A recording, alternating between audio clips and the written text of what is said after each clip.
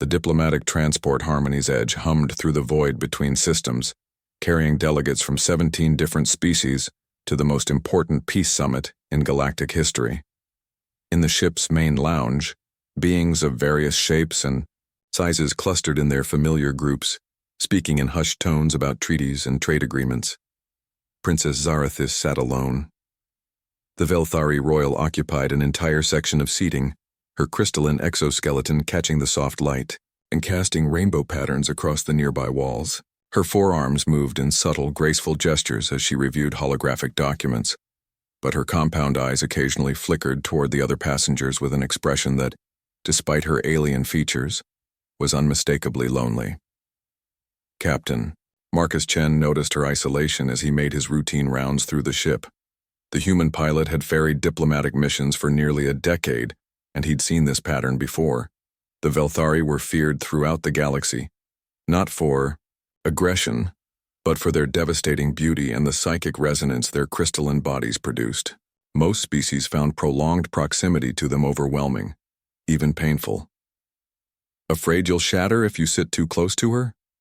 Marcus had overheard a Krillian ambassador whisper to his aide earlier. Or maybe your mind will crack first. The Velthari had exceptional hearing. Marcus watched as Princess Zarathis's shoulders, if they could be called that, tensed slightly at the comment. She'd heard it too. Her holographic documents flickered and went dark as her concentration broke. The other passengers continued their conversations, occasionally glancing toward the princess with mixtures of awe, fear, and discomfort. The Andromedans whispered about the Crystal Witch. The Centaurian delegates spoke of headaches whenever they ventured too close. Even the usually inclusive Benthans kept their distance, their empathic abilities apparently overwhelmed by whatever psychic field the Velthari naturally generated. Marcus made his decision. He walked across the lounge, his footsteps quiet on the ship's deck plating. As he approached, he could feel it, a subtle pressure in his mind like standing too close to a powerful speaker. His vision shimmered slightly at the edges, and colors seemed more vivid, almost electric. Most species described the sensation as unbearable within minutes. Humans apparently were stubborn enough to endure it. "Mind if I sit here, Your Highness?" Marcus asked, gesturing to the seat beside her. Princess Zarathis looked up in surprise, her compound eyes shifting through several colors before settling on a deep amber. "Captain Chen," she said, her voice carrying harmonic overtones that made the air itself seem to sing. "Are you certain? My presence can be uncomfortable for other beings." "I'm tougher than I look," Marcus replied with a small smile, settling into the seat. The psychic resonance intensified, causing a brief moment of vertigo, but he weathered it with the same calm he'd shown during plasma storms and pirate attacks. The princess studied him for a long moment. "You're not affected?" "Oh, I'm affected," Marcus admitted, blinking as another wave of psychic energy washed over him. "Feels like my brain is being massaged by a tuning fork. But I've had worse headaches from Rigelian whiskey." Something that might have been laughter emerged from the princess, a sound like wind chimes in a gentle breeze. "You are either very brave or very foolish, Captain." "My crew usually votes for foolish," Marcus said. "But I prefer to think of it as professionally curious. I've been wondering something. Is it true that your people can share memories through touch?" The princess's crystalline features shifted in what Marcus was beginning to recognize as surprise. "You know of our memory weaving? Most species find the concept disturbing." "Most species haven't spent 3 years hauling Calaxian memory moths," Marcus replied.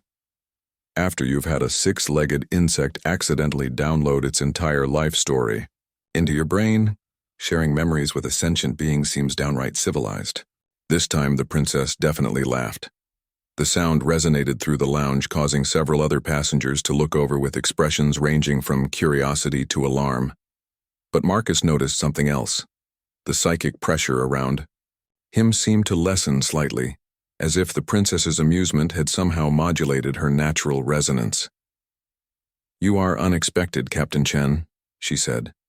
"Most beings fear what they cannot understand about my people. They see only the danger, not the... She paused, searching for words. The loneliness, Marcus suggested gently. The princess's compound eyes shimmered, and for a moment Marcus could have sworn he saw genuine emotion there. Surprise, relief, and something deeper.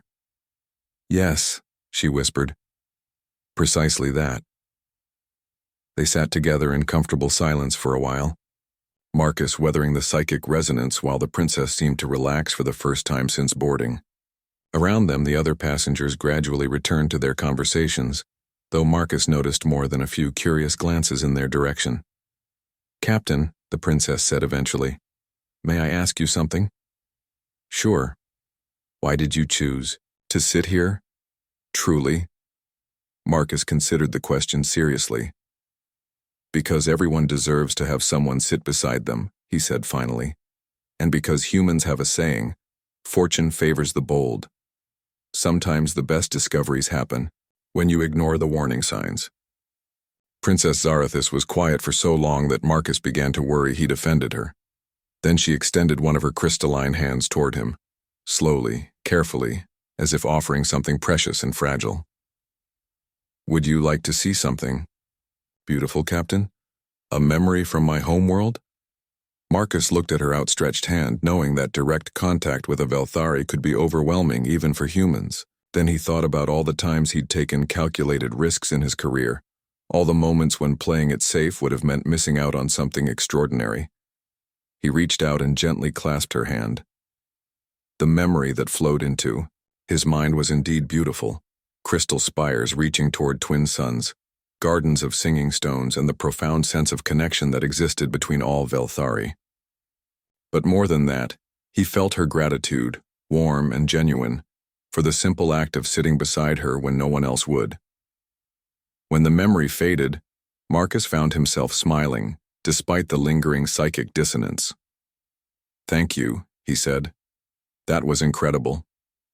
No, Captain, Princess Zarathis replied, her voice carrying new harmonics of warmth and friendship. Thank you. As the Harmony's Edge continued its journey toward the Peace Summit, two unlikely companions sat together, proving that sometimes the greatest diplomatic victories happen not in grand assembly halls, but in quiet moments of understanding between strangers. And perhaps, Marcus thought as he weathered another wave of psychic resonance, that was the most human thing of all, to sit beside someone who needed a friend, consequences be damned.